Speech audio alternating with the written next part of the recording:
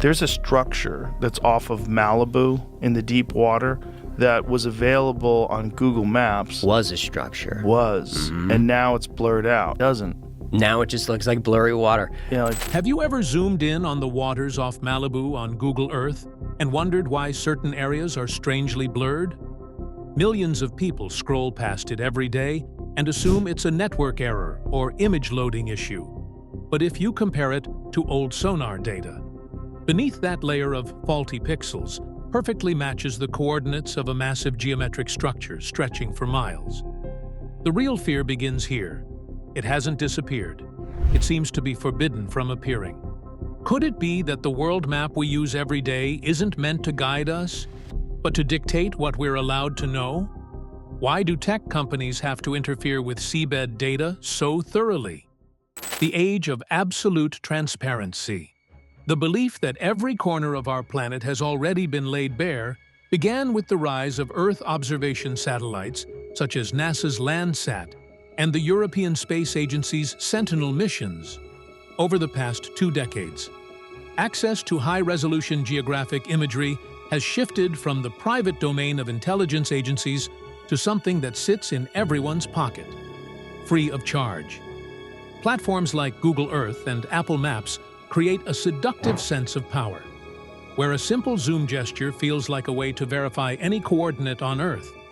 From the Amazon rainforest to deserts across the Middle East, that dependence has grown so deep that the idea of geographic reality is quietly replaced by displayed data.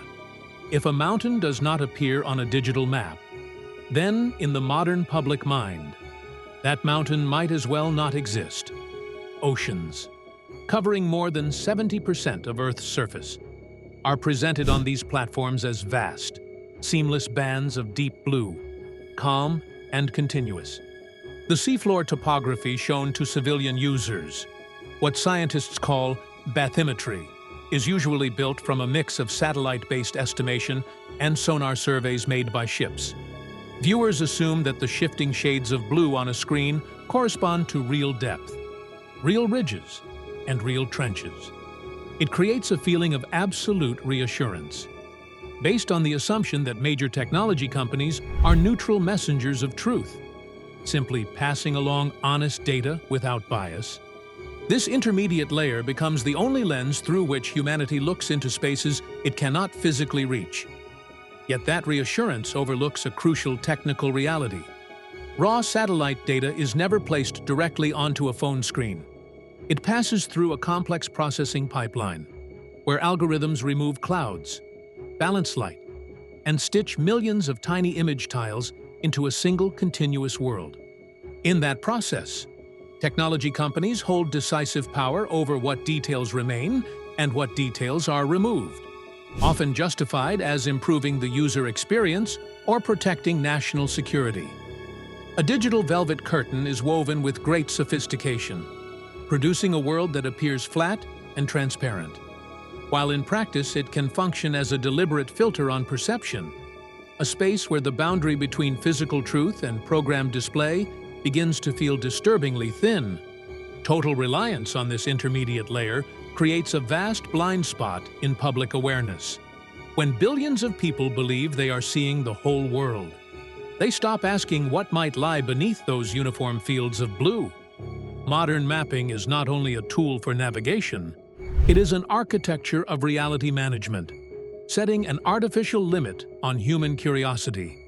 Any anomaly that falls outside what the algorithm chooses to show is dismissed as a technical glitch or noisy data, until physical fragments begin to surface in the most sensitive corridors of the United States coastline, places where the flow of reality no longer seems to obey the control of code. The out-of-sync fragments off Malibu. The first fracture in this picture of transparency becomes visible in the shallow waters off Point Mugu, near Malibu, California. When independent researchers examined older Google Earth imagery from the 2000s and 10s, they reported discovering a structure shaped like a stopping point or an engineered entrance, lying roughly 600 meters beneath the surface. The feature was estimated at about 4.5 miles long, with a perfectly flat top and enormous support pillars spaced at regular intervals. Its geometric symmetry clashes with the natural geology typically seen along the California continental shelf, a landscape dominated by irregular faulting and chaotic sediment deposits. Later, civilian sonar readings in the same area were said to record acoustic reflections with stiffness comparable to reinforced concrete or solid metal. Rather than soft seabed mud and sand, the anomaly does not end with shape alone. Accounts from professional divers and local fishermen over many decades have described difficult-to-explain effects at the same coordinates. GPS units have reportedly suffered interference or sudden signal loss when passing over the waters above the site. Low-frequency sounds, below the threshold of human hearing, yet strong enough to rattle a vessel's hull, have been reported in recordings made with specialized underwater audio equipment. Together, these details form a tangible physical file, pointing to an entity that appears to exist and operate, separated from the surrounding seafloor environment. A structure of that scale would normally become a focus for marine archaeology or ocean geology. Yet what follows instead is an unsettling silence from official institutions. The response of digital mapping platforms to these claims turns geographic suspicion into something that looks like evidence of systematic intervention. In updates released after 2014, the waters around the coordinates 34 degrees 1 minute, 23.38 seconds north, 119 degrees 0 minutes, 11.14 seconds west, begin to show signs of what observers describe as crude data editing. Instead of detailed seafloor imagery like the surrounding areas, the Malibu location is replaced by a uniform, hazy blue patch, marked by unnaturally stretched pixels. This is not easily explained as missing data, since military and civilian satellites pass over the region daily with resolution measured in centimeters. It resembles a deliberate smearing effect, a form of intentional blurring more commonly associated with sensitive military bases or nuclear test sites. The idea that an underwater site could be treated with the same security protocol as strategic weapons facilities creates a serious cognitive contradiction. If this were merely a natural rocky ridge, there would be no reason for a technology company to spend effort programming it out of public view. The existence of the Malibu feature, combined with what appears to be a removal of detail on public maps, reinforces the possibility that a physical reality persists on the seafloor while being rejected by the official data layer. The contradiction is not only that something may be there, it is the deeper question of why we are not permitted to see it. These zones of informational disturbance, observers argue, begin to spread beyond California into oceans around the world, hinting at a broader pattern in how data power is exercised. The hunt through the white zones of data. As attention converged on blurred patches across digital maps, a pattern of selective blindness began to emerge on a global scale. Investigations into the data systems behind Google Earth and similar platforms revealed that these so-called white zones did not appear at random. They clustered around the deepest ocean trenches, near strategic naval installations such as Diego Garcia in the Indian Ocean, and across remote waters of Antarctica. At these coordinates, instead of using modern multiple-beam sonar surveys capable of building three-dimensional models with meter-level detail, the platforms displayed satellite-derived estimates from the 1980s, carrying errors that could stretch for kilometers. It created a technological paradox. Humanity now holds a more detailed map of the surface of Mars than of the seafloor of its own planet. This lack of detail is often explained by the high cost of deep ocean surveys. Yet open-source efforts, such as GEBCO, the General Bathymetric Chart of the Oceans, point to a different reality. When civilian research vessels attempt to upload data gathered from sensitive regions into global sharing systems, they frequently encounter sudden national security restrictions. Some sonar survey ships entering these white data zones have reported being approached by unmarked naval vessels or ordered to shut down their instruments under the justification of unannounced military exercises. At this point, the investigation shifts away from the search for any single object and toward a deeper question of why these waters are being isolated from the shared flow of human knowledge. Off the coast of Puerto Rico, near the deepest trench in the Atlantic, data analysts identified unusual display layers embedded within public mapping systems. When these layers were peeled back across different time frames, they revealed massive mobile structures, larger than any aircraft carrier built by humans, that appeared in raw datasets but were later removed by automated processes in the versions shown to the public. These objects lacked the signatures of conventional ships. They produced no wake and seemed capable of diving instantly once satellite observation occurred. This selective blindness of the world map was not a failure of technology. It functioned instead as a designed feature, protecting an infrastructure operating in secrecy beneath the ocean floor. Here, the boundary between what is unknown and what is not permitted to be known becomes sharply defined. The unknown exists because of technical limits. The forbidden exists because of deliberate intervention in the flow of data. The willingness of major technology corporations to comply with national security protocols that obscure oceanic information points to a quiet compromise between political authority and technological power. The oceans are not unexplored. They are shielded from public discovery by a digital firewall. The white zones that remain visible on global maps are the lingering traces of a perception control system, where geographic reality is allowed to appear only when it poses no threat to existing power structures. When the digital mask begins to slip, evidence of manipulated data layers grows stronger when computer graphics specialists examine how Google Earth processes imagery in regions with high levels of UAP activity, meaning unidentified anomalous phenomena, rather than relying on continuous real-world capture. The system often deploys artificial intelligence-generated graphic overlays to fill data gaps or conceal irregular events. One finding in the Bermuda Triangle exposed a fracture in this approach.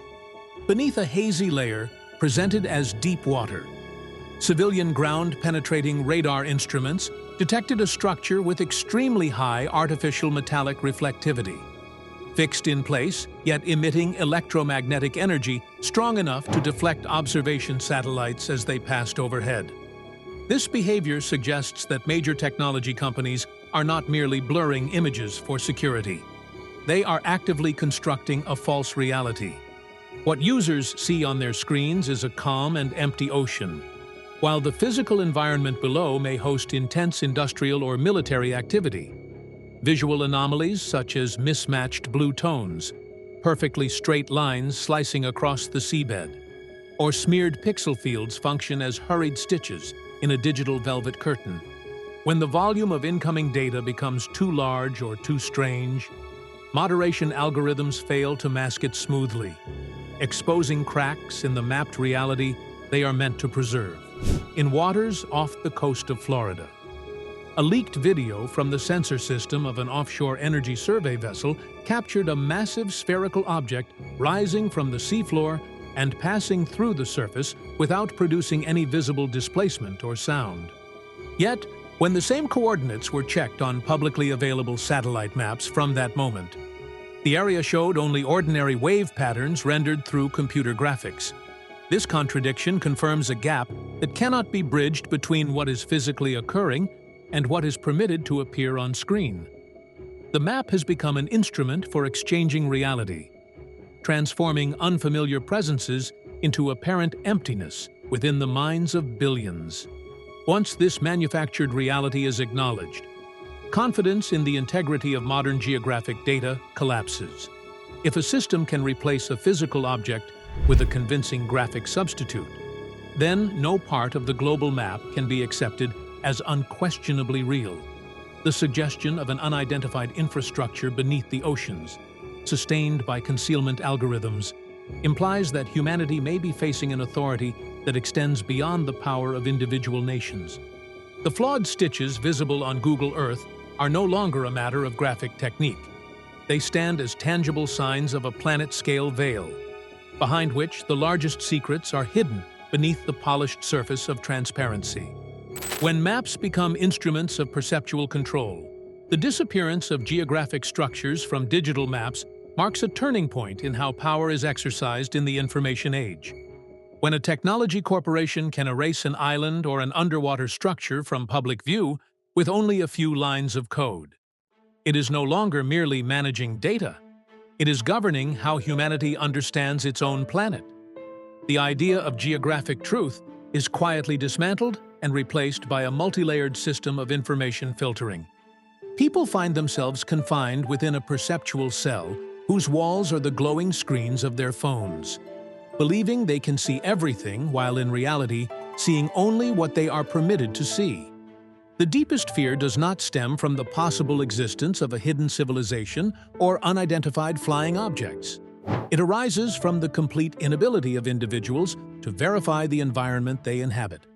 Dependence on smart devices has eroded direct observation, and once the intermediate data layer is manipulated, all understanding of planetary security becomes artificial. Encounters between the United States Navy and unidentified submerged objects are no longer isolated incidents. They function as moments when the curtain tears, when raw physical reality intrudes into the carefully moderated reality maintained by algorithms. In the satellite age, the most effective hiding place is not in the darkness of caves or the depths of ocean trenches. It exists inside the very data space the public trusts without question. Those who manage data have learned that to conceal something enormous, they do not need to bury it, they only need to remove it from the display system. The fragility of human perception becomes clear in the face of digital gaslighting, where physical evidence is dismissed simply because it does not align with the official map. This system of perceptual governance produces a two-layer reality. One layer is presented to the public as empty blue expanses on Google Earth. The other is reserved for those who control the source code, where real seafloor maps are filled with military activity and unidentified infrastructure. The gap between these two realities is where some of humanity's largest secrets now operate. The map is no longer a tool for exploring the world. It has become a tool for framing the world, ensuring that human curiosity stops exactly where power decides it should. Systemic silence and quiet intrusions. The consequences of losing control over geographic reality became impossible to ignore toward the end of 2024, when reports surfaced of drone swarms intruding into some of the most sensitive military sites in the United States, including Langley Air Force Base and facilities in New Jersey. What unsettled observers was not only the scale of these incursions, but the complete silence of satellite monitoring systems and digital mapping platforms. While local residents recorded dozens of glowing objects the size of sport utility vehicles hovering overhead for hours, public data systems showed no anomalies at all. Social media accounts attempting to share footage or private radar readings from the scenes were repeatedly removed for alleged violations of community standards or for spreading misinformation. When independent researchers attempted to verify blurred regions on maps using private sonar and radar equipment, they encountered systematic suppression. Their sonar signals were frequently disrupted by powerful jamming devices of unknown origin. In some cases, unmarked Coast Guard vessels appeared to block access to sensitive waters. Even when those waters lay in international zones, this was no longer a routine effort to protect military secrets. It had become a direct confrontation aimed at defending the boundary of the digital velvet curtain. The system was reacting aggressively to prevent any raw data stream capable of shattering the fabricated reality it had constructed. The chilling silence of major technology corporations in response to demands for accountability over data blurring suggests that an unspoken agreement has reached its highest level. There are indications that entities operating beneath the oceans, whether advanced human technology or something unfamiliar, have entered a state of coexistence with global governance systems. The drone incursions of late 2024 may represent boundary tests, moments when these entities probe how long human data concealment systems can endure before physical reality becomes too obvious to erase. This situation has generated deep unease within the public. People are beginning to understand that authorities and technology corporations are not primarily concerned with protecting them from unknown threats. Their priority is maintaining the stability of the perceptual map. The existence of massive underwater objects and silent intrusions signals that reality itself is beginning to spill beyond the control of algorithms. The blurred spots on maps are no longer minor data scars. They are widening fractures, warning signs of a system of reality management built on digital deception that may be approaching collapse. Reality replaced. The final truth does not reside in the shape of the Malibu structure or the origin of tic-tac objects. It lies in the nature of the world we inhabit. We do not live on a fully explored planet. We live inside a carefully tuned data simulation. Major technology corporations and governments are not simply hiding information from one another. Together, they operate a global perception filtering system designed to ensure that humanity never confronts a reality too disruptive for the current social order to control. The ocean remains the greatest unknown, not because it is dark or deep, but because we have agreed to view it through a deliberately clouded lens. The hazy waters on Google Maps are the loopholes in an unspoken contract between the public and those who hold technological power. We traded access to reality for the convenience of free applications, and the cost has been geographic blindness. What we call truth is now only a display option chosen by an algorithm, a version of the world stripped of elements that might shock or destabilize the system. The truth lies beneath our feet, under layers of sediment and fields of uniform blue pixels. The secrets of the ocean and the entities operating within it do not need to hide in distant dimensions. They need only shelter behind the security policies of big tech corporations. When maps become the greatest lie in human history, exploration no longer begins with voyages to sea. It begins with the realization that the phone screen in our hands is a wall separating us from reality. The real world is still there, strange and threatening, waiting for the moment when the final digital velvet curtain is torn open by a truth too large to be blurred.